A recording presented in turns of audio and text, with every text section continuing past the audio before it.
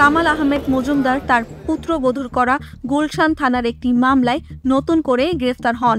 24 March তাকে সকাল 8:30টার পর ঢাকার চিফ মেট্রোপলিটন ম্যাজিস্ট্রেট CMM আদালতে এ মামলায় হাজির করা হয়।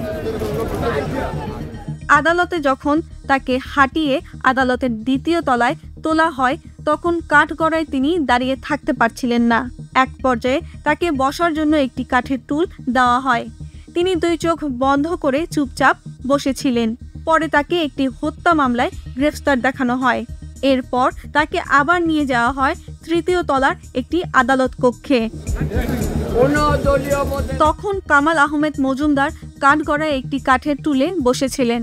তার বাম হাতে পরানো ছিল হাতকড়া। বিচারক এজলাসে আসার পর দাঁড়িয়ে পড়েন তিনি। আদালতের কাছে দাবি করেন তিনি হয়রানির শিকার হচ্ছেন।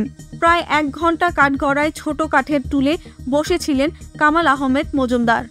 এক পর্যায়ে তার মাথায় পরানো হয় পুলিশের হেলমেট, বুকে বুলেট প্রুফ জ্যাকেট।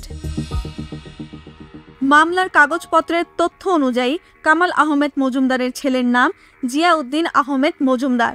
তার স্ত্রী হচ্ছেন ফারজানা আক্তার। তিনি কামাল আহমেদের স্ত্রী ও দেবরকে আসামি করে গত ফেব্রুয়ারিতে গুলশান থানায় মামলা করেন। মামলায় ফারজানার দাবি তার স্বামী মোহনা টিভির MD ছিলেন। স্বামী মারা যাওয়ার পর তিনি নানাভাবে নির্যাতনের শিকার হচ্ছেন।